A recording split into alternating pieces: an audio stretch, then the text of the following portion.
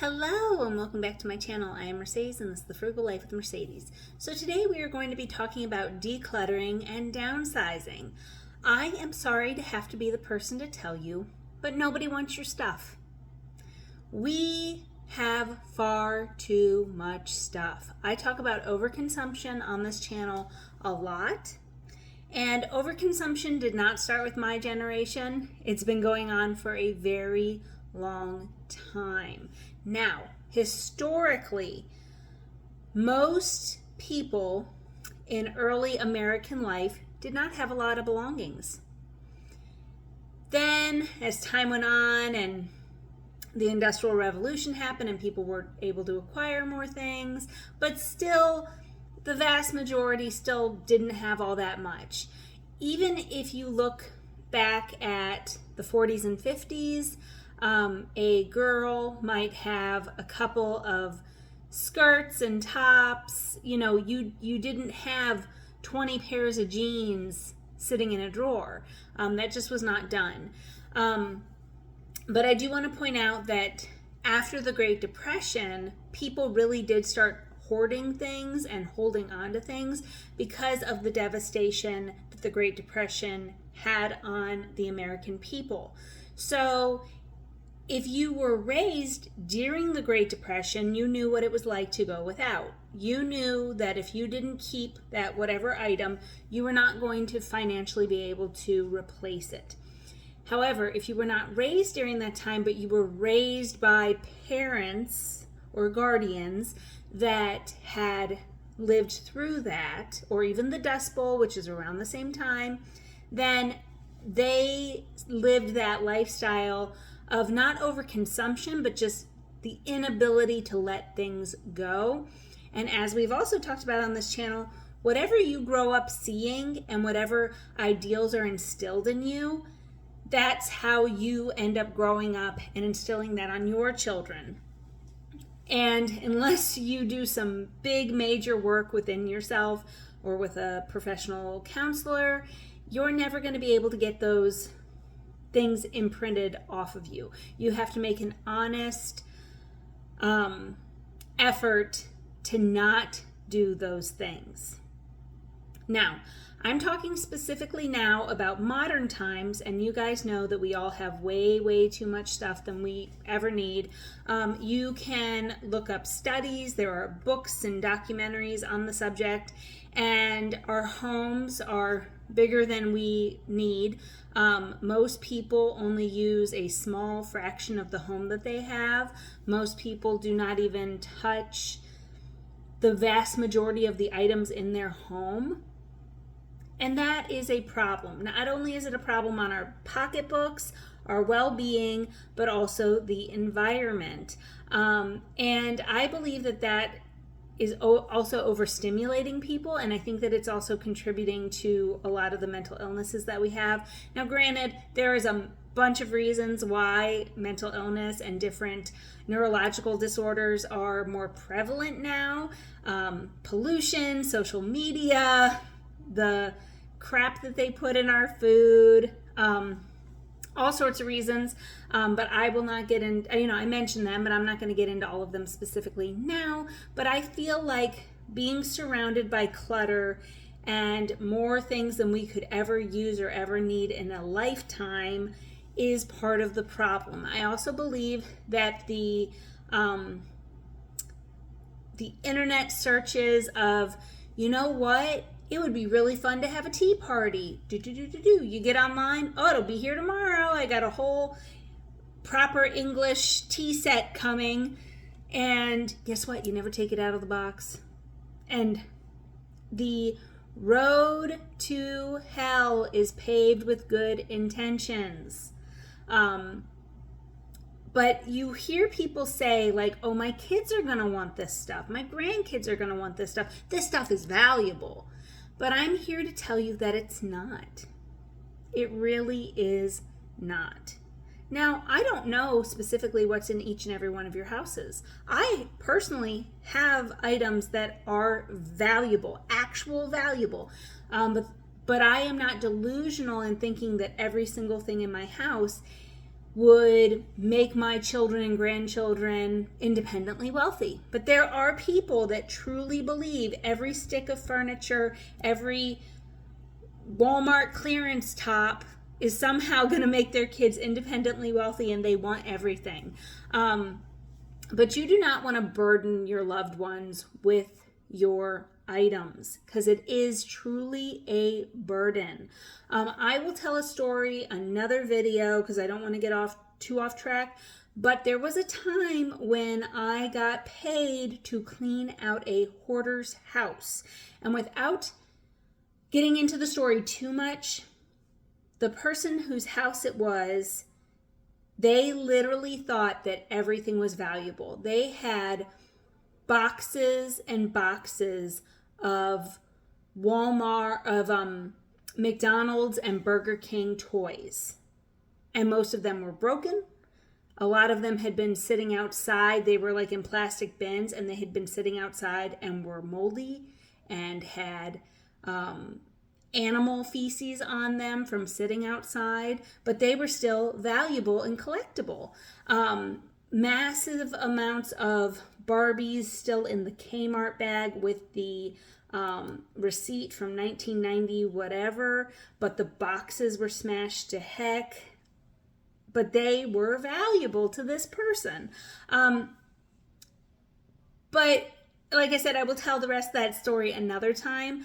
But guess what? Their family was left holding the bag. They had to pay people to come clean out that house. They had to pay massive amounts of money to have multiple dumpsters. Like, I don't know what you guys have near you. We have like college hunks and got junk and stuff like that around me. But like, I don't even know how many dumpsters had to be ordered to make a dent in this house. So that is a problem, because even if everything in your house is of value, you're eating into the profits by having multiple people have to be paid to clean out your house and to pay for the dumpsters and the trash removal and all that. And the unvaluable things can and will damage the actual valuable things. And valuable things will get lost depending upon how cluttered your house is. Now, you might be thinking, my house doesn't look like hoarders, but it doesn't have to. I have read that if you routinely have even just stacks of mail from a few days, a few weeks, whatever it is, consistently, like on your countertops, on a chair, on a desk someplace, that is low-level hoarding. Because why are you not shifting through that stuff? Why are you not processing that stuff?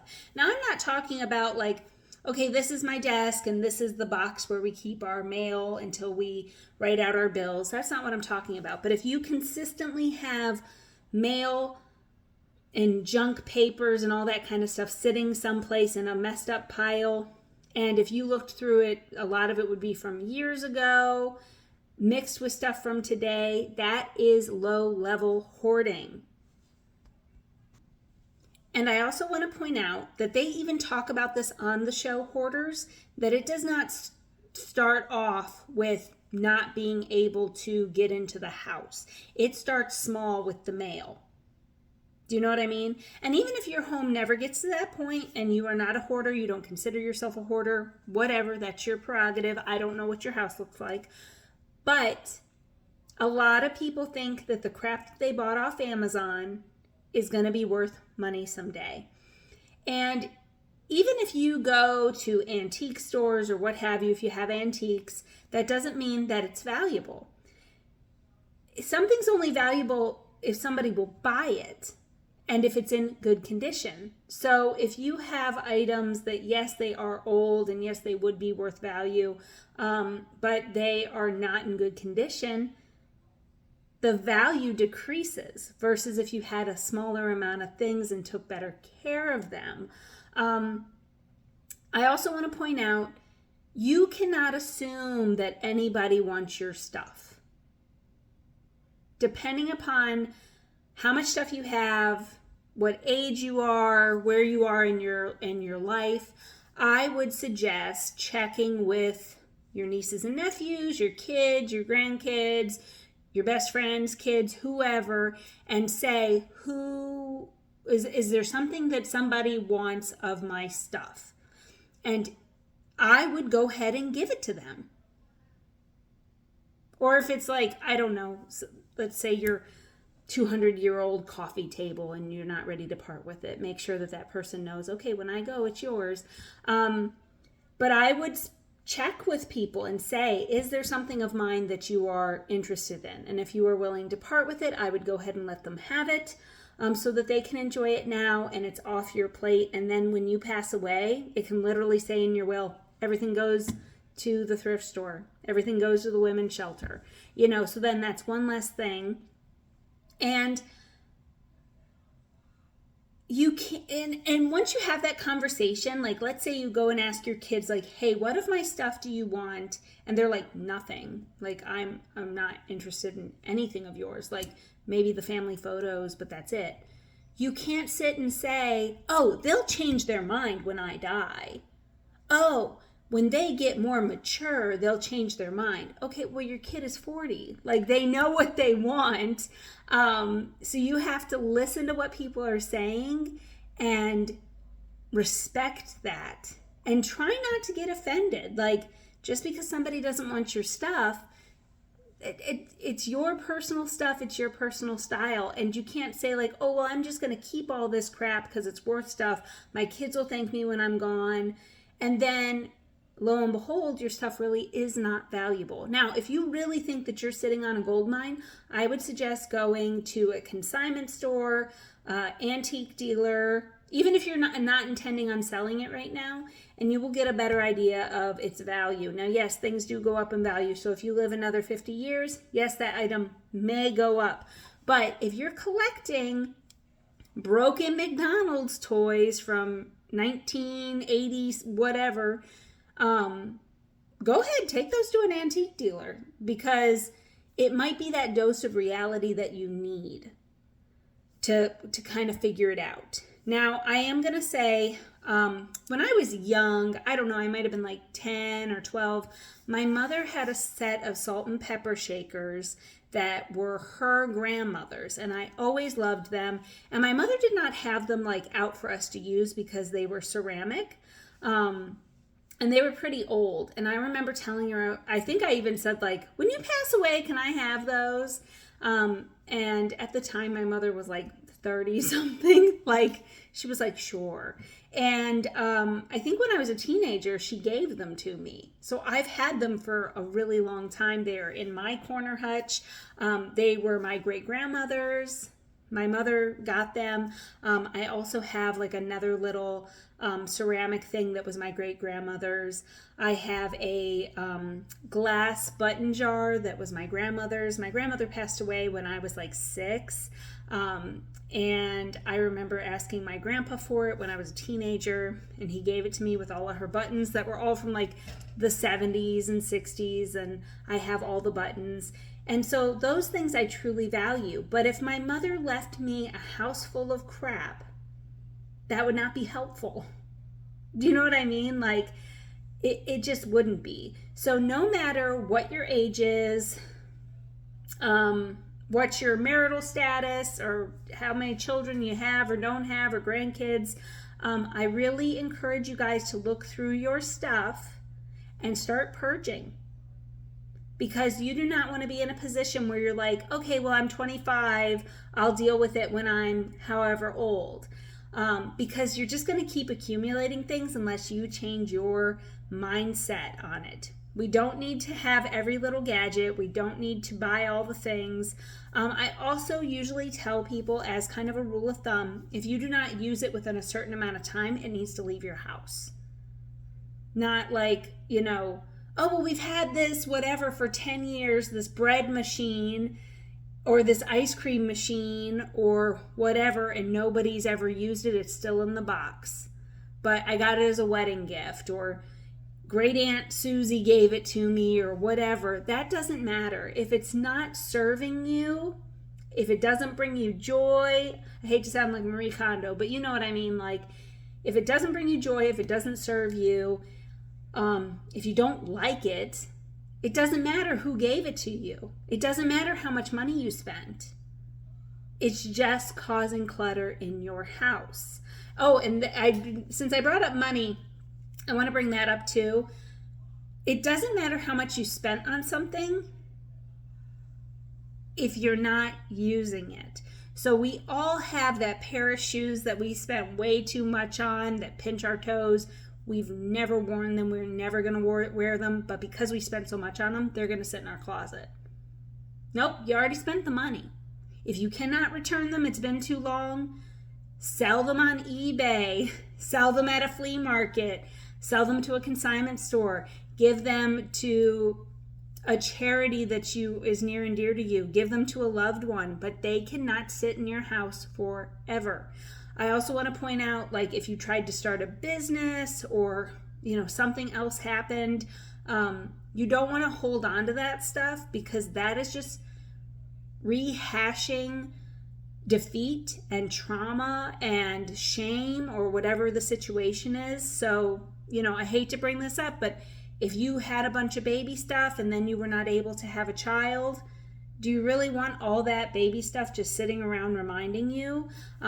You went through a divorce. Do you really want all that stuff to sit around and remind you? Now, me personally, there are still things that I have from my marriage. Like, I have my wedding photos. I kept them. Will I keep them forever? I have no idea. But I was not ready to part with them yet. But they are in a box in storage. But there will be a point where I'm like, okay, well, I need to do something with them. But you can't put everything into storage.